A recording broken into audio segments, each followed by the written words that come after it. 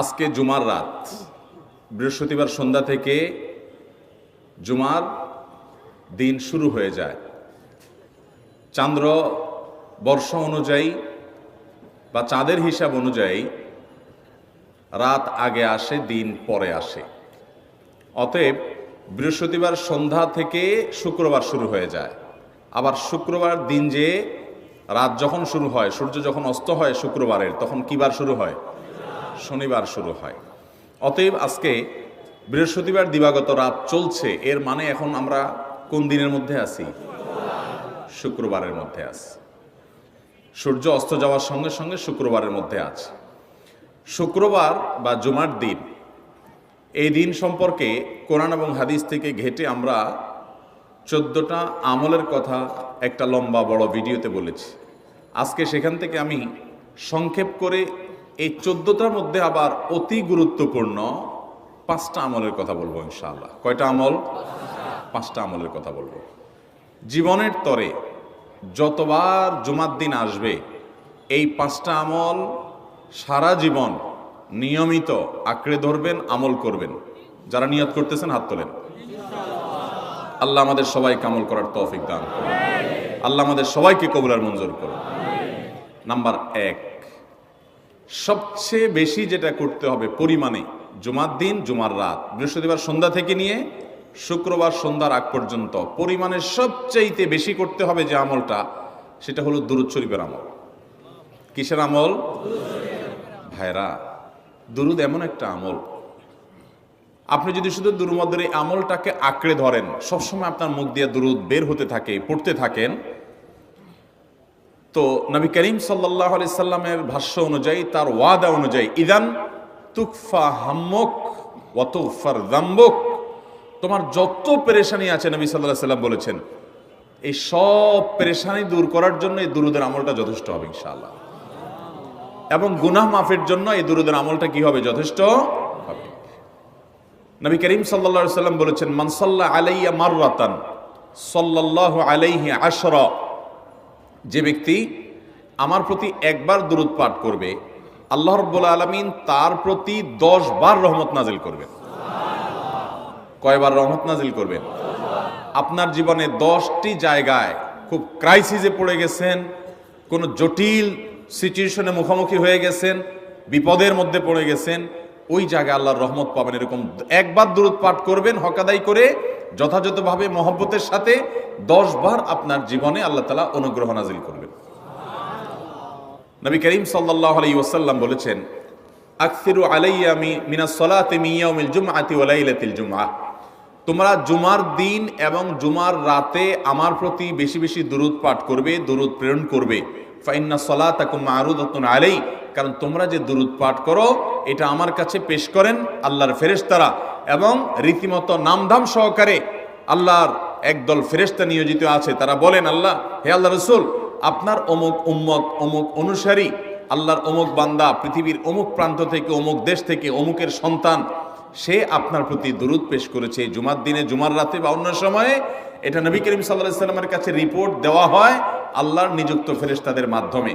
আপনি যখন দুরূদ পাঠ করবেন, আপনার ভিতরে এই ফিল হবে যে আমি দুরূদ পাঠ করছি আর আমার নবীর কাছে এটা উপস্থাপিত হচ্ছে আমার নাম ধাম, আমার রিপোর্ট সহকারে।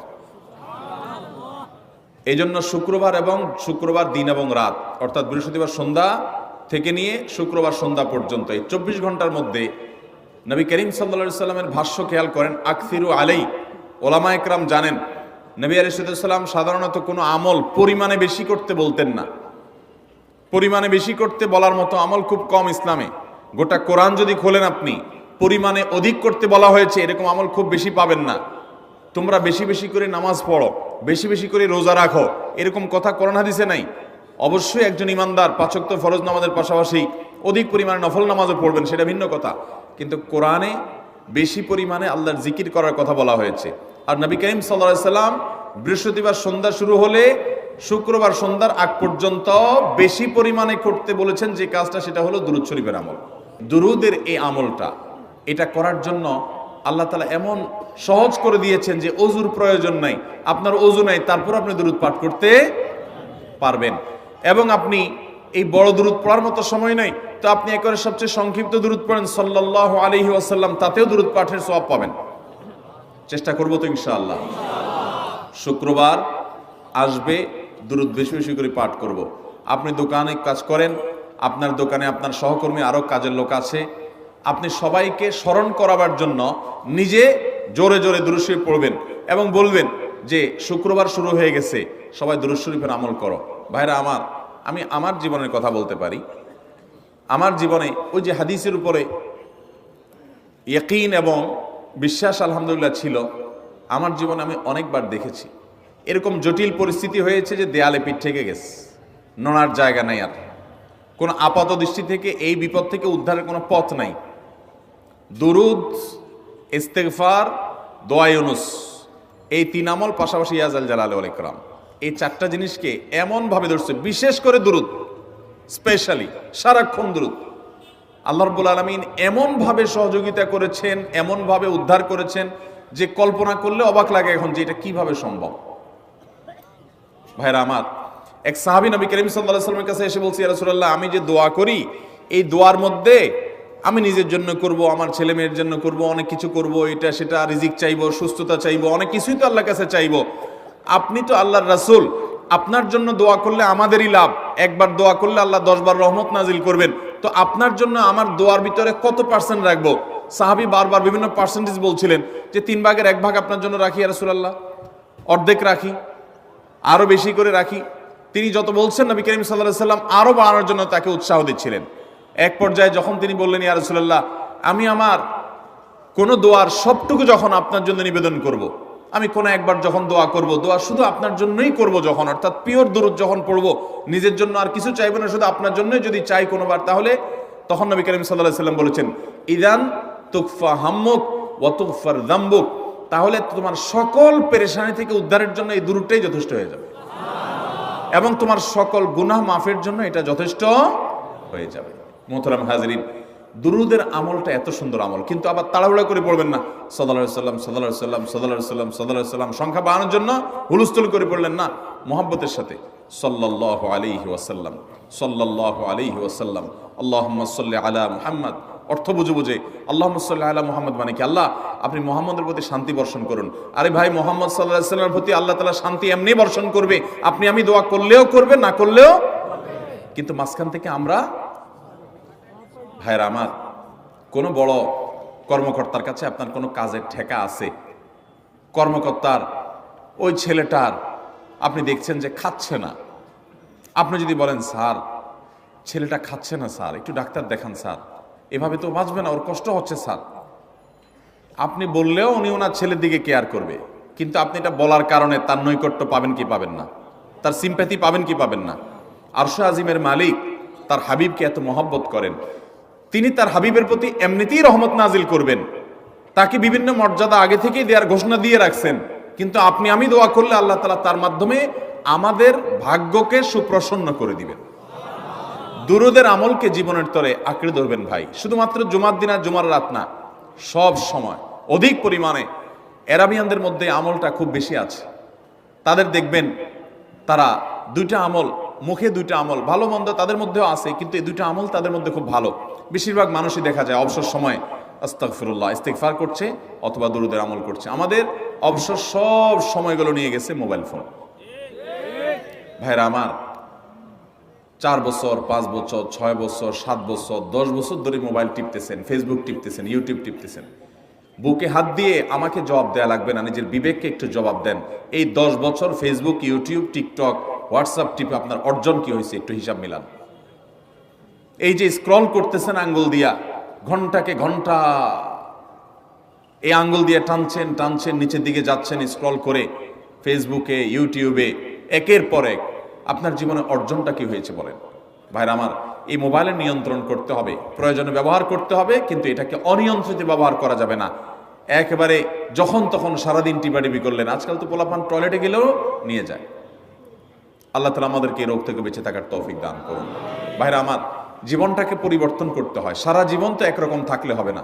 বহুত পাগলামি করেছি, আসুন নিজেকে সংশোধন করি। তাহলে জুমার দিন উপলক্ষে 1 নম্বরের আমল বলেছি, বেশি বেশি কোন আমল করতে হবে? সারা জীবন মনে রাখবো তো ইনশাআল্লাহ। বাসা বাড়িতে পরিবার লোকদেরকে মনে করাবো তো ইনশাআল্লাহ। আমি আমার ড্রাইভার থাকুক, আমার ছেলে মেয়ে থাকুক, আমার পরিবারের লোক থাকুক, আমি আমার কথা আপনাদের বলি উৎসাহের জন্য, যে জুমার দিন শুরু হয়ে গেলে আমি শুধু আমি না, আমার পরিবার অন্যান্যরাও একে অন্যকে আমরা স্মরণ করে দিই। কে কে দুরূদ পড়তে কতবার পড়ছো, কেউ পড়ছে কিনা একবারও, সন্ধ্যা হয়ে গেছে অনেক হয়ে গেছে, সবাই শুরু করি, আমলটা করবো তো ইনশাআল্লাহ। নাম্বার 1।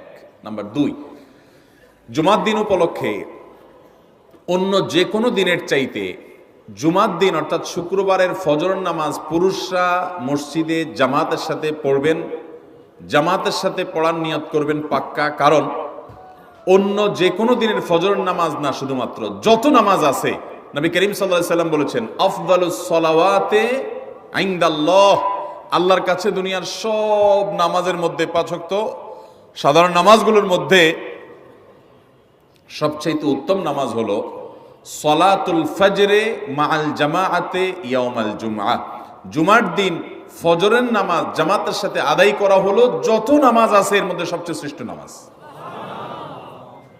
তাহলে জুমার দিনে এই বিষয়টা বিশেষভাবে খেয়াল রাখবো। জুমার দিন ফজর নামাজটা পুরুষরা কোথায় পড়বো, এবং সেটা বৃহস্পতিবার থেকে পরিকল্পনা শুরু করবো যে কালকের ফজর নামাজ যাতে কোনো অবস্থাতে আমার মিস না হয়। আমাদের আখিরাতের ব্যবসা এটা ভাই, আখিরাতের কারেন্সি সংগ্রহ করা। যত খুঁটে খুঁটে ভালো ভালো আমলগুলো করবেন, আপনার আমল নামাতে আমল সওয়াব জমা হতে থাকবে। চেষ্টা করবো তো ইনশাআল্লাহ। আমাদেরকে শয়তান অন্যদিন ফজরের নামাজ পড়ার সুযোগ হলেও শয়তান এমনভাবে আমাদেরকে ধোঁকা দেয়, শুক্রবারে ফজরটা পড়াটা সবচেয়ে বেশি কঠিন হয়ে যায়। কেন জানেন?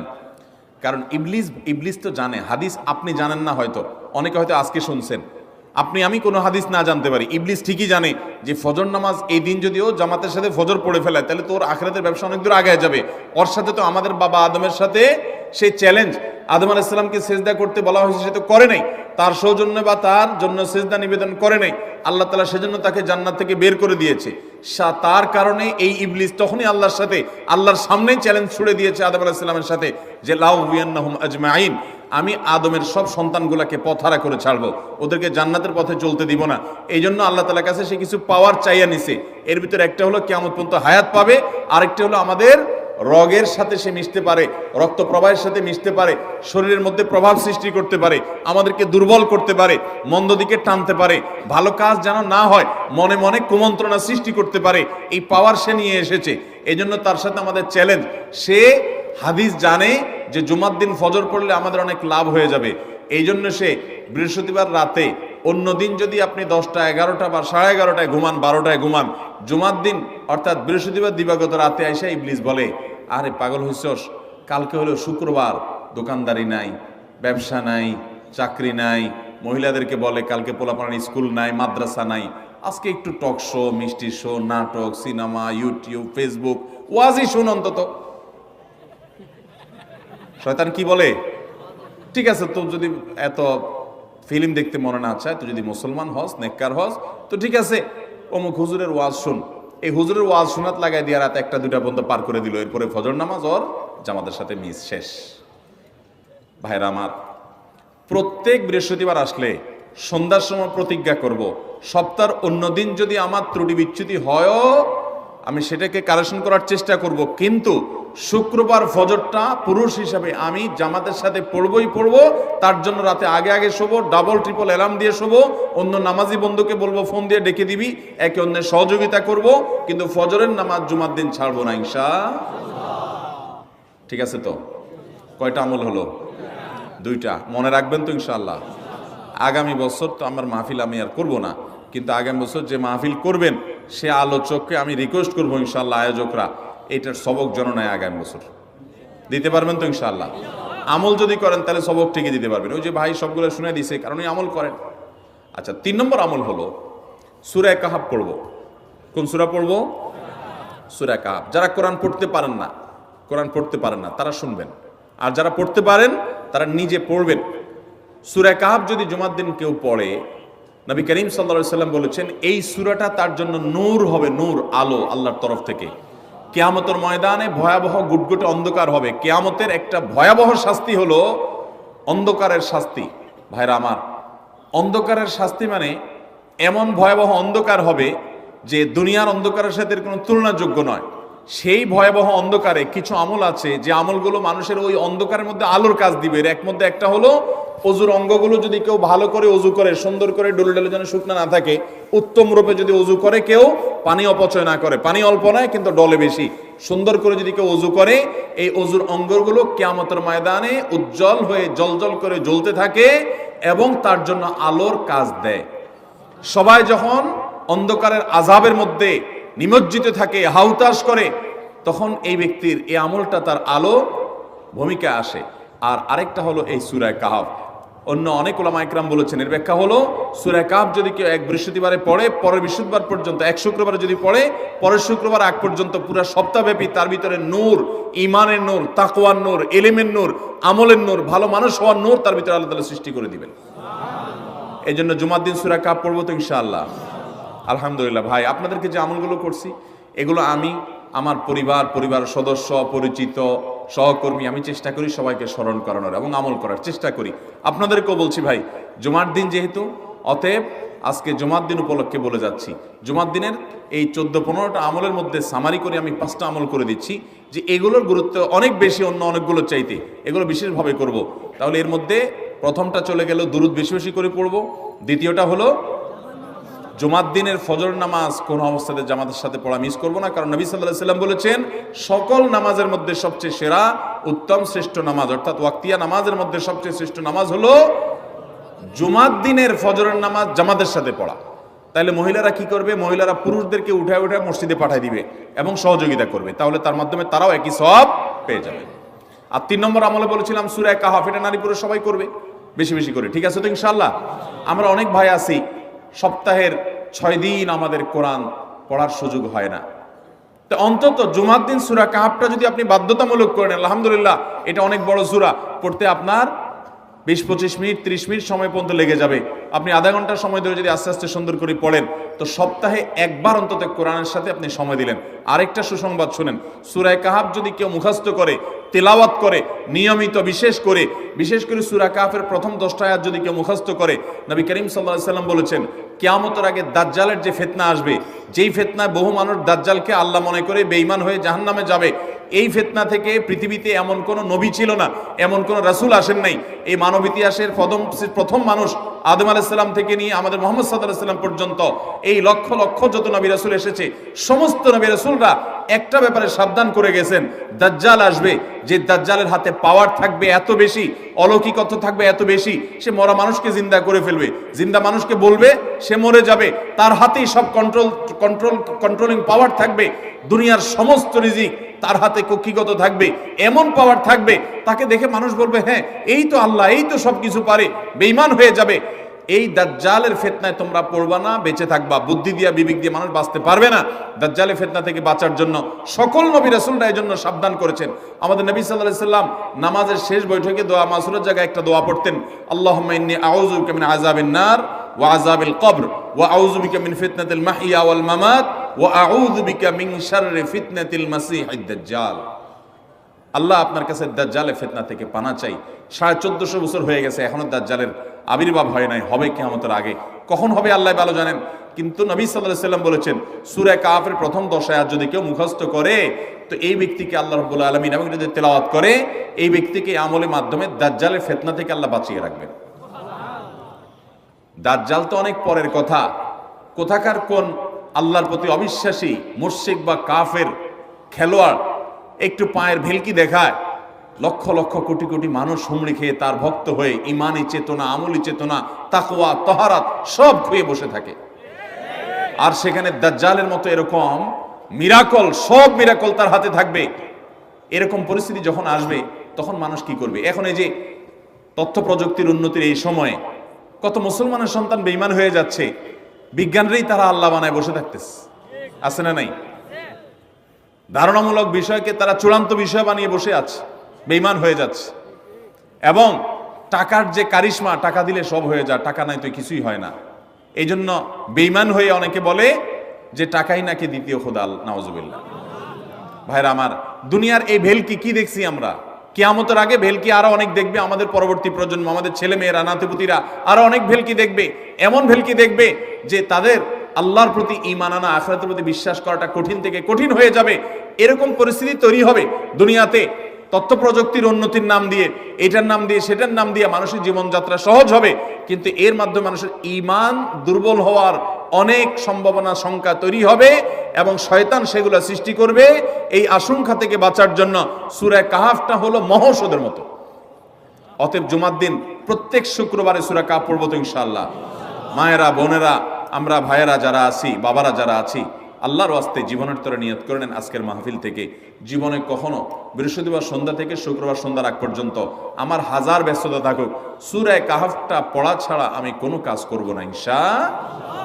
আমি আল্লাহর অনেক বান্দাকে ব্যক্তিগতভাবে জানি, আমি নিজেও এতটা গুরুত্ব দিয়ে করতে পারি না। অনেক বড় সরকারি কর্মকর্তা, অনেক বড় পদের নাম আমি বলবো না, আমাকে বলে ভাই আমি মাগরিবের পর, ব্যক্তিগতভাবে আমি জানি উনি খুব সৎ মানুষ, সব মানুষ একরকম হয় না, সৎ মানুষ। উনি বললেন ভাই মাগরিবের পরে আমার ফ্যামিলির সব বাচ্চা কাচ্চা সবাইকে আমি বলি, আমি ব্যস্ত থাকলেও বলি যে মাগরিবের পরে আগে সবাই সূরা কাহাফটা পড়ে ফেলো, এরপর অন্য সব আমল। আমরাও চেষ্টা করবো না ইনশাআল্লাহ। কয়টা আমল গেল? 3টা, আর 2টা আছে। 4 নম্বর আমল হলো, দুনিয়াতে যত ফজিলতপূর্ণ আমল আছে এর মধ্যে সবচেয়ে বেশি ফজিলতপূর্ণ আমল এটা। খুব সহজ আমলটা, খুব সহজ, প্রত্যেক শুক্রবার আমরা এটা করতে পারি। আমলটা হলো, নবী করিম সাল্লাল্লাহু আলাইহি ওয়াসাল্লাম বলেছেন, মান বাক্কারা ইয়াউমাল জুমআতি ওয়াবতাকার, যে ব্যক্তি জুমার দিন আগে আগে ঘুম থেকে উঠবে, ভোরে ঘুম থেকে উঠবে, যে ফজর নামাজ পড়তে হবে, যে তাহাজ্জুদ পড়তে পারলে আরো ভালো, এবং মসজিদে আগে আগে যাবে, তাহলে আগে আগে ঘুম থেকে উঠবে, সবাইকে বাসার ডেকে দিবে, আগে আগে ঘুম থেকে উঠাবে। ওয়াগাসসালা ওয়াগতাসাল, ফরজ গোসল হলে ফরজ গোসল করবে, উত্তম রূপে গোসল করবে, ভালো করে গোসল করবে জুমার দিন। ওয়ামাশা ওয়ালাম ইয়ারকাব, জুমার নামাজের জন্য পায়ে হেঁটে মসজিদে যাবে, বাহনে চলবে না। কেউ যদি মাজুর হয় সে বাহনে চললেও চলবে, কিন্তু সাধারণ যারা সুস্থ আছেন পায়ে হেঁটে মসজিদে যাবেন, বাহনে চললেন না। জুমার দিনের কথা, জুমার নামাজের কথা। ওয়াদানা মিনাল ইমামে ওয়ালাম ইয়ালগু, ইমামের কাছাকাছি গিয়ে বসবে, দূরে না, যত কাছে যেতে পারে, একদম সামনের কাতার ইমামের কাছাকাছি গিয়ে বসবে, কোনো অনর্থক কথা বলবে না, দুনিয়াবি কথা বলবে না, বেহুদি কাজ করবে না। ওখানে গিয়ে যতক্ষণ সময় পাবে জিকির, আজকার, তেলাওয়াত, তাসবিহ, দোয়া, রোনাজারি, কান্নাকাটি, বই পড়া, দিনী কাজ করা, এর মধ্যে সে কাটাবে নিজেকে। এই কয়েকটা কাজ যদি করে, তাহলে কাজ কয়টা হলো? আগে আগে ঘুম থেকে উঠা, ওই যে ফজর নামাজ জামাতের সাথে পড়া ইত্যাদি, গোসল করা উত্তম রূপে, আর পায়ে হেঁটে মসজিদে যাওয়া, বাহনে না চড়া। 4 নম্বর হলো ইমামের কাছাকাছি গিয়ে বসা, কোনো অনর্থক কাজ না করা। এই 4টা কাজ যদি কেউ জুমার দিনে করে, নবী করিম সাল্লাল্লাহু আলাইহি সাল্লাম বলেছেন, ওই ব্যক্তি বাসা থেকে মসজিদ পর্যন্ত যে আসলো, যতগুলো পা ফেলবে, যতগুলো স্টেপ ফেলবে, যতগুলো কদম দিবে, প্রতিটা কদমের বিনিময়ে আল্লাহ রাব্বুল আলামিন তার অ্যাকাউন্টে, তার আমল নামাতে 1 বছর রাত জেগে, সারা রাত জেগে তাহাজ্জুদ নামাজ পড়লে, এবং 1 বছর সারা দিন, প্রত্যেকটা দিন পুরা বছর জুড়ে নফল রোজা রাখলে যে পরিমাণ সওয়াব পাইতো, 1 বছর নফল রোজা, 1 বছর রাতভর জেগে তাহাজ্জুদের নামাজ পড়ার সওয়াব মাত্র একটা কদম ফেলার বিনিময়ে দিবেন। তাহলে আপনার বাসা থেকে যদি মসজিদে আসতে 100টা কদম হয়, 100 বছরের নফল নামাজ, 100 বছরের নফল রোজা, আপনি এটার সওয়াব আপনার অ্যাকাউন্টে জুমার দিন মাত্র 4টা কাজ করার মাধ্যমে আপনি পেয়ে যাবেন। এবং এটি অনেক হাদিস বিশ্লেষকগণ বলেছেন, কোরআন হাদিসে বহু ফজিলতের কথাই বলা আছে, এত বিপুল পরিমাণে, এত অধিক পরিমাণে সওয়াবের কথা যে কারো বাসা থেকে অনেকের আছে যেতে 500 স্টেপ পড়বে। 500 স্টেপ পড়লে কতটুকু হয়? সামান্য একটু জায়গা যেতে 500 কদম হয়ে যায়। অনেকের বাসা থেকে যেতে 500 কদম পড়ে, 300 কদম হয়। তো সে এই 500 বছর নফল নামাজ, নফল রোজা, রাত ভর দিন ভর করার সওয়াব, কন্টিনিউয়াসলি করার সওয়াব মাত্র এই মসজিদে গেল আসলো, এই 4টা শর্ত পূরণ করে সেটা সওয়াবটা পেতে পারে। যদি সপ্তাহে 4 জমা হয় তাহলে 4 বার 500 করে যদি হলো 2000 বছর, এভাবে তার আমল আমাদের সওয়াবের পাহাড় সে জমা করতে পারে শুক্রবারের ছোট্ট আমলটার মাধ্যমে। চেষ্টা করব না ইনশাআল্লাহ। আমি দেশে বিদেশে অনেক আল্লাহর বান্দাকে আমি শুনেছি, এই হাদিস আমি যেদিন থেকে জেনেছি, আমি চেষ্টা করেছি এটার আমল, এটার প্রচার মানুষের মধ্যে ছড়ানো। আমি যখন সৌদি আরবে, আজ থেকে আর অনেক বছর আগে, তখন কোন এক বক্তব্যে আমি আমলের কথা বলেছি। আমার অনেক ভাইয়েরা দেশে বিদেশে দেখে বলছেন, ভাই আমলটা শুরু করেছি, আমার কাছে ভালো লাগে, আপনারাও আমলটা করবেন, অন্য আরেকজনকে শিখাবেন এবং দাওয়াত দিবেন। ঠিক আছে তো ইনশাআল্লাহ? তাহলে কয়টা আমল গেল? 4টা। এক নম্বর গেছে বেশি বেশি দুরূদ পাঠ করা, 2 নম্বর হলো জুমার দিনে ফজর নামাজ জামাতের সাথে পুরুষরা পড়া, 3 নম্বর হলো সূরা কাহাফ পড়া তেলাওয়াত করা, আর 4 নম্বর হলো এই 4 শর্ত পূরণ করে মসজিদে আগে আগে গিয়ে সুন্দর করে খুতবা শুনে চলে আসা, কোনো কথাবার্তা খুতবা চলাকালীন সময় কোনো কথাবার্তা অনর্থক কাজ না করা। 5 নম্বর এবং সর্বশেষ আমল হলো জুমার দিনে একটা সময় আছে দোয়া কবুল হয়। দোয়া কবুলের যে সময়গুলো আছে এর ভিতরে অত্যন্ত ইম্পর্টেন্ট একটা সময় হলো জুমার দিন। শুক্রবারের একটা সময় সম্পর্কে নবী সাল্লাল্লাহু আলাইহি ওয়াসাল্লাম বলেছেন যে একটা সময় আছে শুক্রবারের, এই সময়ে বান্দা কোনো দোয়া করলে আল্লাহ তাআলা ফিরিয়ে দেন না, কবুল করেন। কিন্তু সময়টা যে ঠিক কখন এটা হাদিসে নবী সাল্লাল্লাহু আলাইহি ওয়াসাল্লাম বলেন নাই, যাতে করে হয়তো আমরা সারা দিনেরই কম বেশি দোয়ার চেষ্টা করি। এই বিষয়ে মুহাদ্দিসগণ, হাদিস বিশ্লেষকগণ, পণ্ডিত ওলামায়ে কেরামগণ হাদিসের বিভিন্ন আকার ইঙ্গিতকে গবেষণা করে অ্যানালাইসিস করে এক একজন এক এক সময়ের কথা বলেছেন। তবে বেশিরভাগ ইমাম, বেশিরভাগ পণ্ডিত ওলামায়ে কেরাম, বেশিরভাগ আপনার ইসলামিক স্কলারগণের বক্তব্য হলো যে এই সময়টা হলো জুমার দিনের শেষ প্রহর, আসরের পর থেকে নিয়ে সূর্য ওঠার আগ পর্যন্ত এই সময়টা। অতএব আমরা জুমার দিনের 5 নম্বর আমল হলো বেশি বেশি করে সারাদিনই কম বেশি দোয়া করব। দোয়ার জন্য সবসময় হাত তোলাও জরুরি না, যদিও সাধারণ অবস্থায় দোয়ার জন্য হাত তোলা আদব, কিন্তু আপনি চলতে ফিরতে উঠতে বসতে কাজের ফাঁকে আপনি আল্লাহর কাছে মনে মনে দোয়া নিবেদন করবেন। অনেক চাওয়া আমাদের আল্লাহর কাছে আছে। ভাইরা আমার, নবী রাসূলুল্লাহ সাল্লাল্লাহু আলাইহি ওয়াসাল্লাম বলেছেন কারো পায়ের জুতার ফিতাটা ছিঁড়ে গেছে হাঁটার সময়, এটার এমন কি লাগালে ঠিক হয়ে যাবে, কিন্তু একজন ইমানদার ওইটার জন্য সে আল্লাহর কাছে সাহায্য চাইবে, আল্লাহ এটাও একটা বিপদ, একটা ছোট বিপদ থেকে অনেক কিছু ঘটে যায়, আপনি আমাকে উদ্ধার করেন। সে সবসময় আল্লাহর দিকে মনোনিবেশ করবে। নবী করিম সাল্লাল্লাহু আলাইহি ওয়াসাল্লামের পুরো জীবনকে যদি আপনি অ্যানালাইসিস করেন আপনি অবাক হয়ে যাবেন। একটা বই আছে বাংলায়, বান্দার ডাকে আল্লাহর সাড়া, এটা বাংলা অনুবাদিত নাম। এই বইয়ের লেখক হলেন হিসনুল মুসলিমের যে রচয়িতা উনি শেখ সাঈদ আল গাহতানি রহমতুল্লাহি আলাইহি। ওনার সোহবতে যাওয়ার, ওনার সান্নিধ্যে থাকার, একাধিকবার খুব কাছাকাছি বসার সুযোগ আমার হয়েছে। সৌদি আরবের একজন বড় আলেম ছিলেন, দুনিয়া থেকে চলে গেছেন। তো ওনার লেখা বান্দার ডাকে আল্লাহর সাড়া, এই বইটা বেশ মোটা সোটা একটা বই।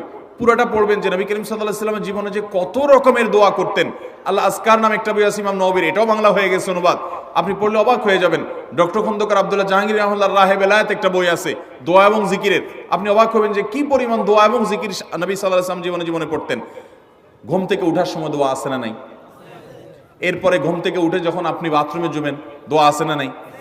আবার টয়লেটে গেলেন, টয়লেট সেরে আসলেন, আপনি ওযু করবেন, ওযুর জন্য দোয়া আছে না নাই? বিসমিল্লাহ।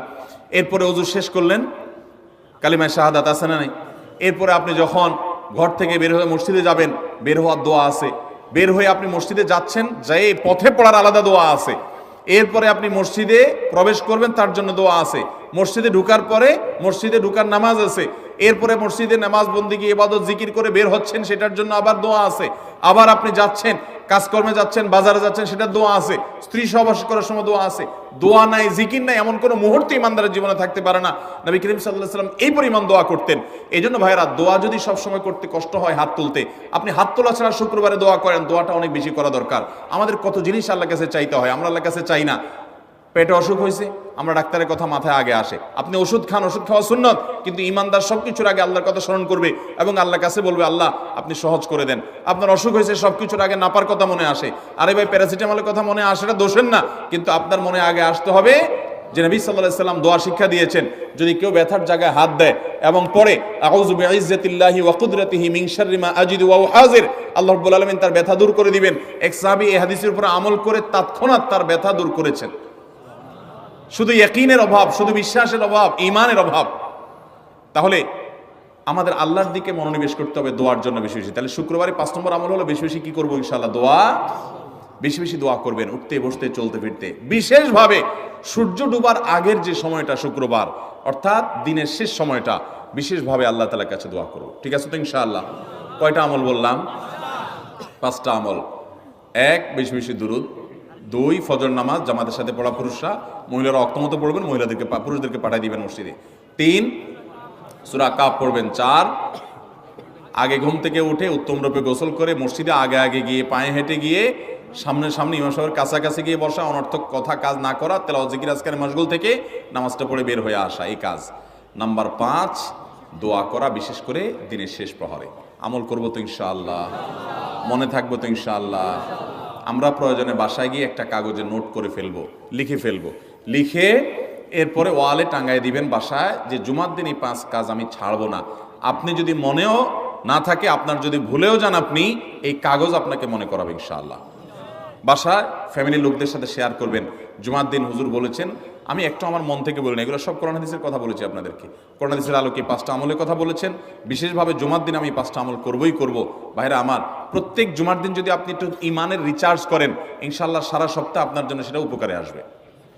চেষ্টা করবো তো ইনশাআল্লাহ। এবং দোকানে অফিসে টাঙ্গায় রাখবেন। যারা এই টাঙ্গায় রাখার আমলটা করবেন, আয়োজক যারা আছেন, আপনাদের কাছে আমার অনুরোধ যে ভাইরা এই কাজটা করছেন, ওনারা যদি আয়োজকদের মাধ্যমে ছবিটা আমার কাছে পাঠাইতে পারেন, আমার অফিসে নিয়ে আমি ইনশাআল্লাহ নিজে হাতে তাদের পুরস্কার দেব। বিশেষ করে এই মাহফিলের লোক যারা আছেন আজকের, আয়োজকদের মাধ্যমে। আল্লাহ তাআলা এই আমলগুলো আমাকে আপনাকে আমাদের সবাইকে করার তৌফিক দান করুন।